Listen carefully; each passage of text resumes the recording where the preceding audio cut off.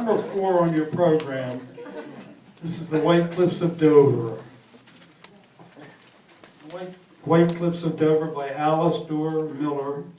It's a story of a romance set in England during World War II, and it's done beautifully by JoAnn Loebel. Please welcome her.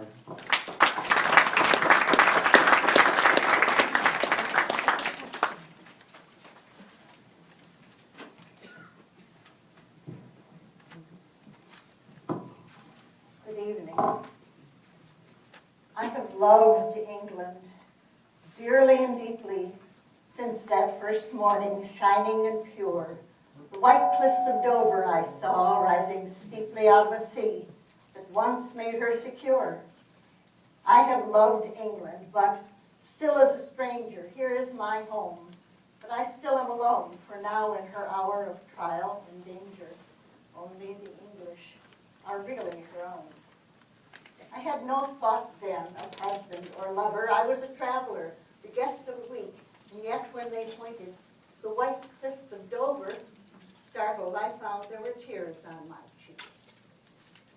It all happened the very first evening that I was there. Someone was giving a party in Belgrave Square. There was a light blue carpet on the stair, tall young footmen everywhere, tall young men with English faces standing rigidly in their places. I went up the stairway between them all, shy and frightened and small, and as I entered the ballroom door, I saw something I had never seen before, except in portraits. A stout old guest with a broad blue ribbon across his chest. That blue, deep as the blue of the southern sea, bluer than skies will ever be. And I heard my own voice saying, "Upon my word, the garter," and I clapped my hands like a child. Someone beside me turned and smiled, and looking down at me said, "I fancy you're Bertie's Australian cousin Nancy.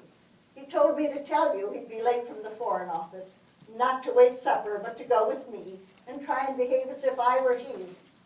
Well, I should have told him on the spot that I had no cousin, that I was not Australian Nancy, that my name was Susan Dunn, and I came from a small white town in the deep cut bay in the smallest state in the USA. I meant to tell him, but changed my mind. I needed a friend and he seemed kind, so I put my gloved hand into his glove, and we danced together and fell in love. Young and in love, how magical the fact, how magical the phrase.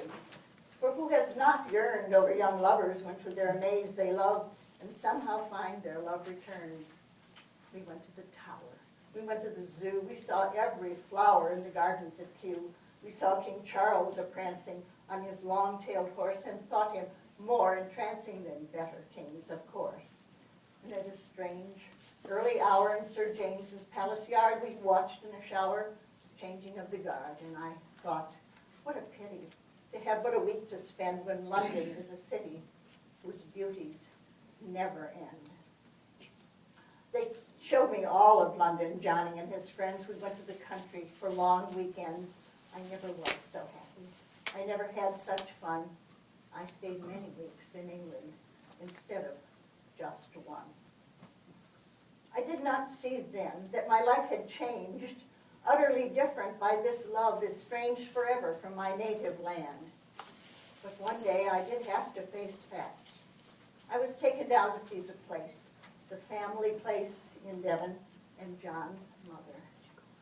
A red brick manor house in a beechwood of old gray trees, gardens that had been trampled down by Cromwell's army, orchards of apple trees and pears, and a ghost on the stairs. A little thing happened just before we left. The evening papers came. Mother and son exchanged a glance, a curious glance of strength and dread. I thought, what mattered to them if Franz Ferdinand dies? One of them said, "This might be serious." "Yes, you're right," the other answered, "it really might." So Johnny and I were married. England then had been a week at war. I settled down in Devon when Johnny went to France. Such a tame ending to a great romance. Two lonely women with nothing much to do but get to know each other. She did, and I did too. They must come in the spring, they said.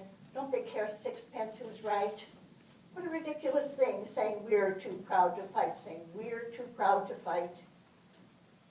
And at last, like the dawn of a calm, fair day they came, my young, light-hearted countrymen, looking the world over in search of fun and fame, marching through London to the tune of a boastful air, all the bands playing over there, over there.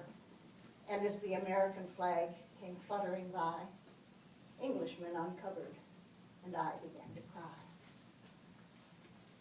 In the depth of the night, betwixt midnight and morning, in the darkness and stillness forerunning the dawn, the throb of my heart was a drumbeat of warning. My ears were strained, my breath was undrawn. In the depth of the night, betwixt midnight and morning, a step drawing near on the old oaken floor, on the stair and the gallery, the ghost that gave warning of death by its heartbreaking sigh at my door. I do not remember the words that were said, killed John Dewey, November. I knew John was dead. All done and over that day long ago, the white cliffs of Dover, little did I know.